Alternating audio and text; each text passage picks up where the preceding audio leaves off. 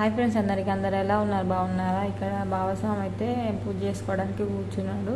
Already స్వాములు start అయ్యింది, అంతకుముందే పూజ స్టార్ట్ అయింది. అక్కడ అయ్యగారు చేస్తుండు, స్టార్ట్ అయింది. స్వామి వచ్చి బుక్ తీసుకొని మంత్రాలు చదువుకుంటున్నారు. ఇక్కడ మా బాబు అయితే అట్లా ఇంత కాదండి, అటు ఇటు అటు తిరుగుతూనే ఉన్నాడు.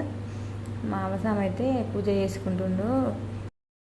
ఇక్కడ ఒక మాతస్వామి కూడా మాల వేసుకున్నది. ఆమె వేసుకోబట్టి ఇప్పుడు 20 years అవుతుందంట మాల వేసుకోబట్టి.